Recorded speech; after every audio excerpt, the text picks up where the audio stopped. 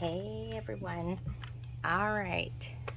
So we have put together the Rose perfume book, and I'm going to show you the next steps in what I do to embellish the cover and adding some extras and inserts and everything like that into this book. So I will be probably embellishing this whole entire book to show how it can be used and all that good stuff. So if you haven't watched the first 3 parts to making the cover, sewing in the signatures, everything like that, they are under the book tutorials, and you can go back and rewatch them, and then you can watch this one and see how this is done. So the first thing I'm going to do is I like to protect the corners of the books, and I also like to match up the colors. So here I just have these metal book corners. I don't put any glue or anything on them because they stay just fine, just like this. Using the chipboard makes it a good 90-degree angle, so they will stay on there just fine. You just got to make sure that you clamp them down real well.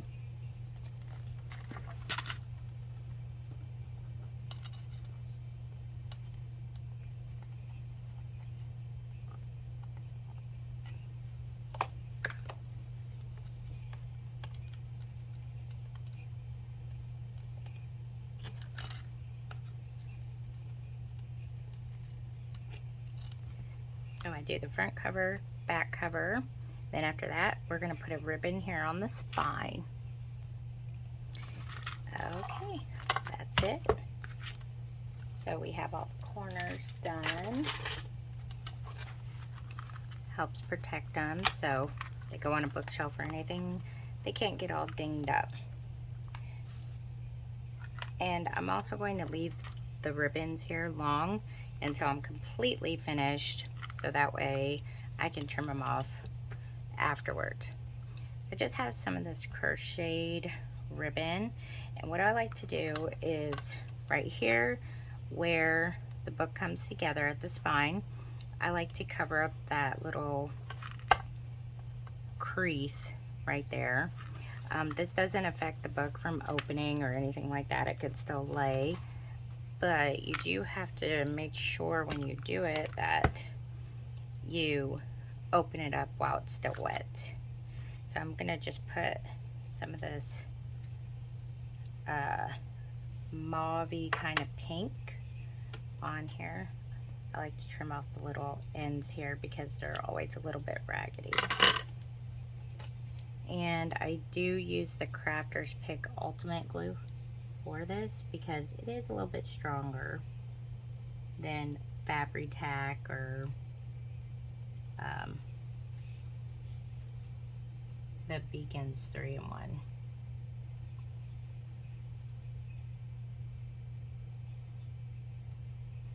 I'm just going to put it inside where the book and the spine, the cover and the spine meet. And put some right here. And this dries clear, so you won't see it. I'll also go back probably with the beacons and put some extra glue right around here. This is the part I really care about, having the Crafter's Pick glue.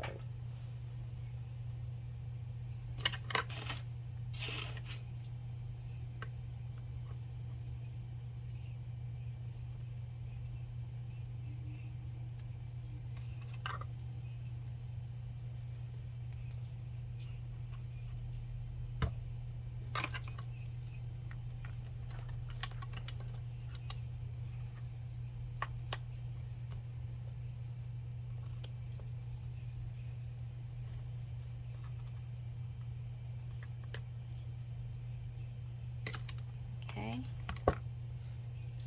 Now, before I glue any more on there, I want to open it up. And so just take it like this push it down. Just don't push too hard or it will shove it off. So that way when the book is open, this part will be flat.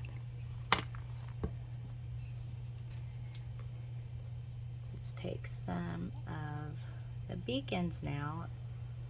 I swap glues a lot.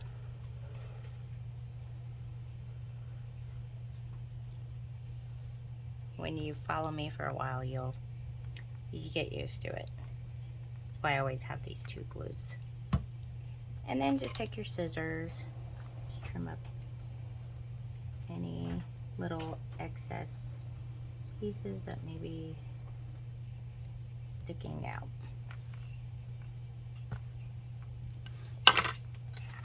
So, there's one side. And Crafter's Pick dries pretty quick, so that's another reason why I like to use that one.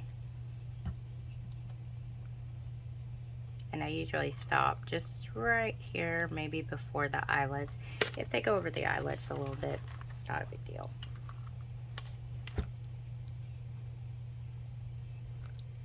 Now we're just going to do the other side.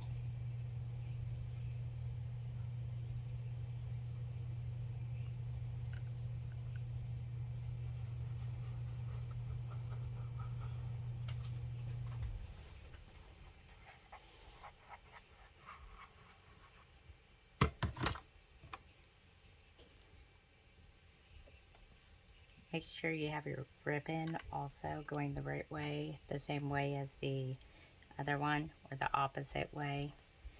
That way the front and back cover have the big part on it.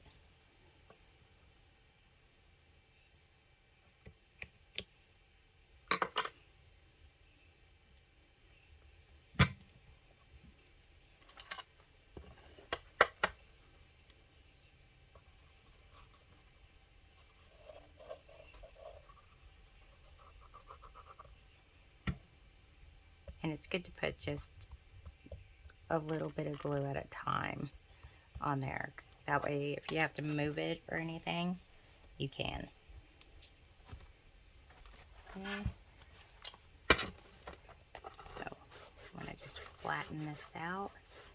Don't want that hump in there because that kind of gets in the way of the book opening.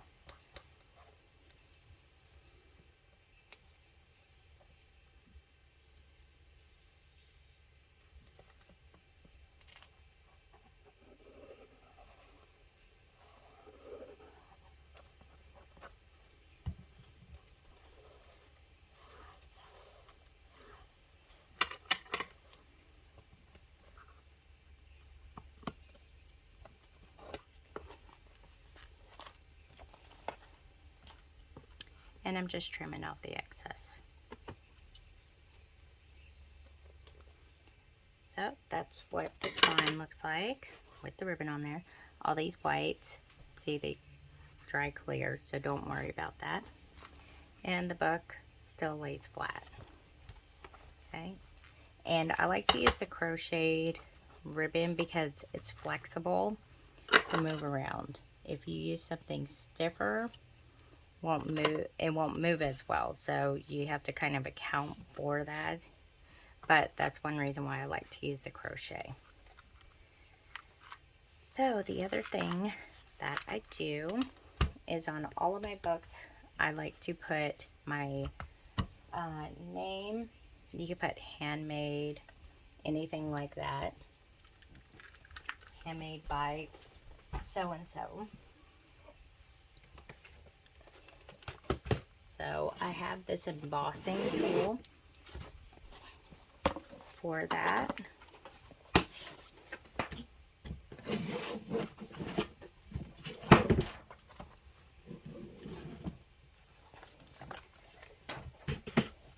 That has my Etsy store logo on it. If I didn't have an Etsy store, I would probably just put Handmade by Jennifer on it. But you can get these on Amazon, and they're customizable, so you can get whatever you want on them. I usually will take a very light piece of paper, from the paper pack.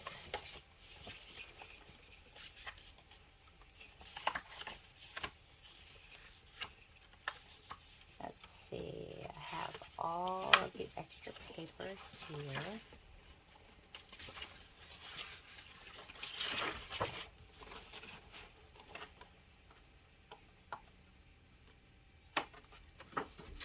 Alright, I'm going to use this blue piece. And this is all I do. Okay, cut a little piece of this off.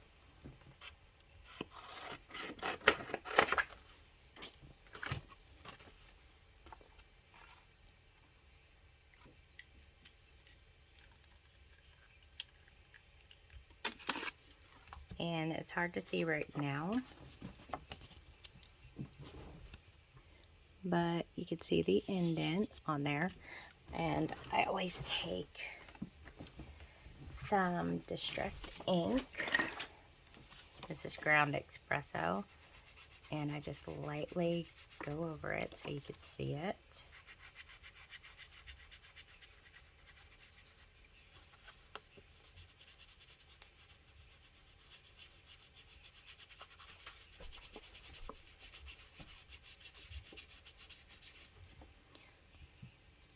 Just like that.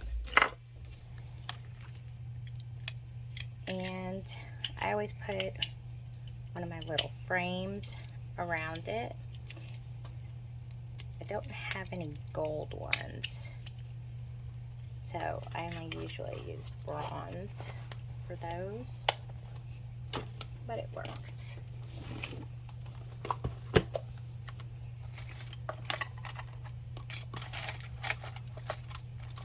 I have a red bronze. I'll use that one. And I just glue these on. I don't use the screws because I don't want to damage the cover. And about the cover, no, I do not seal it with any kind of Mod Podge or anything, because it would be really hard to damage the cover, because it just lays flat. There's nothing that makes it pucker up or anything. But if you want to seal it, you can. I would recommend doing it before you embellish it with the ribbon, or even sewing in the signatures. But I personally, I do not like the shiny, and I know they have a matte Mod Podge, but it still comes out shiny. So I just cut this out, and I'm just going to glue on the paper first.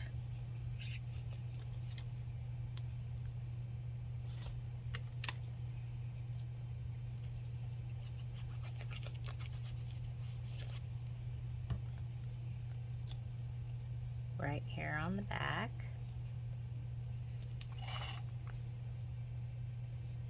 Definitely doesn't have to be perfect, because this is going to go like this over it. And I use the crafter's pick for any kind of metal. Like I said, it adheres everything. Fabric, metal, everything.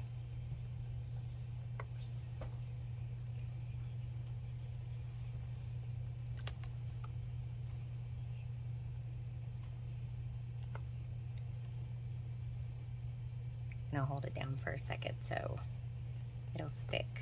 I think I'm a little bent here, so let me, yep.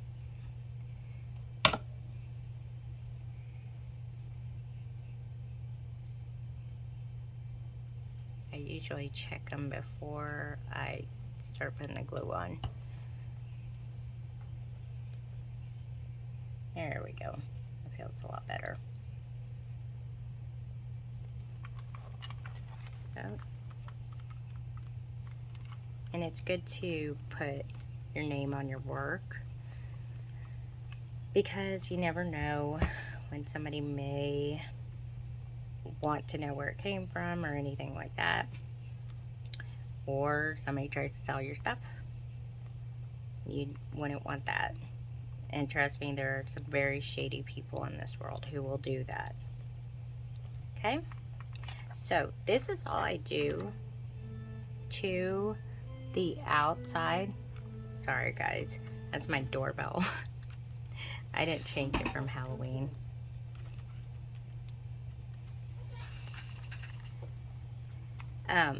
So this is all I do to the outside first. The spine dangles and all that stuff I do completely last. So while I'm working on the book, I don't mess anything up because it will rub and get in the way. I also, when I do the spine dangles, I make it to where it's detachable. The only thing I will leave on there is maybe like some ribbon, like a ribbon dangle or something like that, that doesn't get in the way. But the metal stuff, I get these hook clasps, like these, so that way you can take it off. And anytime I pack up an order or anything like that, I always take it off and I wrap it separate. And then the customer, whoever gets it, family, friend, customer, can take it off or put it back on. I usually will put like these filigree embellishments on there, which I do have some gold ones, just to make the spine look very pretty like that. I also have some ephemera and die cuts that go with the rose perfume collection that I will probably put on there. Let's see what I got in my box.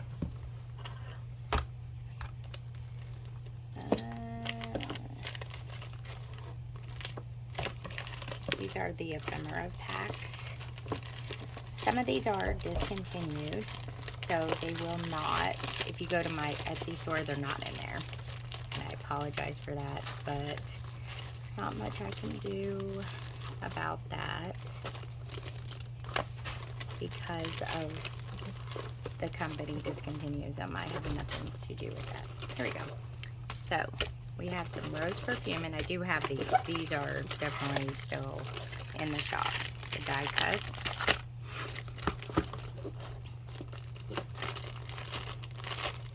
And there's another ephemera pack that's called Roses and Garland. So these also, I usually do have the wood cutouts like these in there, but they have not been in stock for a while. So these are the types of ephemera pack. This one comes with the ladies in it.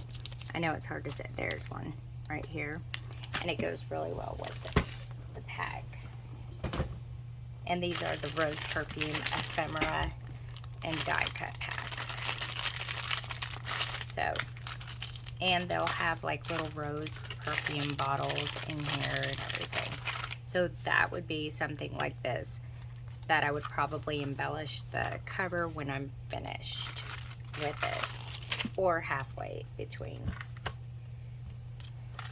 So the kind of standard stuff that I do add to the books will be, there's 3 pockets, hidden pockets throughout. I always take the cards and tags that come with the paper packs. That's why I always suggest you make this book to get 2 paper packs, because you need it, one for the book itself, but the rest of it, like here, you can use all this in the book, and I don't like to waste anything. So whether you have a little tiny piece like of paper left, you can use that for a pocket. And so I'll take these cards here, and sometimes I like to take them and I like to make little folios out of them. I'll put writing paper on there, all kinds of stuff you can do with it. And see, they have envelopes, and this is everything that I would put in the book. Now this, cutting all these out, I would use these maybe for the pocket labels and stuff like that. Putting maybe 1 or 2 of them like on the cover and putting something decorative around it. So that's what you can do with the extra paper. So don't feel like just because you get 2 packs of paper that it's all going to go to waste. It definitely will not. Anytime I finish my books, like the art journal, the Imagine book, I used everything in those books. So I do inserts here, and the middle one, I always make the middle one an upper pocket, and that is for a bookmarker, because everybody's got to have a bookmarker for these. So, and the inside covers here, I usually will put some kind of pocket strip that you could put like thicker stuff in. So if I have a pop-up insert or something fancy like that, that's what that will be for. I think the inside covers, they're good and sturdy to hold that kind of stuff, and these can be utilized very well for extra storage. I also have these flowers that I'm going to be putting on the cover. Probably not now, because like I said, I want to work in this first. These I got from Michael's. They're just paper flowers. I put this on the last rose perfume book that I did. I put some up here in the corner, some down here. I also will be embellishing the spine and the pages with these little fabric flower charms. I got these off of AliExpress. This one right here has pink and this like almost the same exact color in here. So I'll probably end up putting this on the spine. So that is considered done as far as if you want to give this book to somebody or anything like that. This would be like the done part. The book is actually finished and complete. The only thing left is the embellishments and the inserts. So I'm going to do this in a few parts. So this is the start of the cover ones. The next video will be doing the folders and folios and all the inserts in here and pockets. And that should be also today, because I'm going to work on that right now after I post this video. So if you're not following me, follow, subscribe to my channel, and that way you can make your own gorgeous writing journals, junk journals, whatever you want to call them, smash books, mixed media journals. I do a little bit of everything. So if you haven't watched the first 3 videos, go watch it, then you can make this book for yourself. If you have any questions, please comment and let me know. I've had some people needing help, and they go on another platform and ask somebody else for help. Just ask the person who created the video, because we may know a trick or something, or a reason why we make things the way that we do. It could be a personal preference, or it could be because we've already tried what they're trying to do and may not have worked. So if you guys have any questions, always comment. I always check it every single day. So I will work on the next part of doing the insert for this journal. Thanks, guys.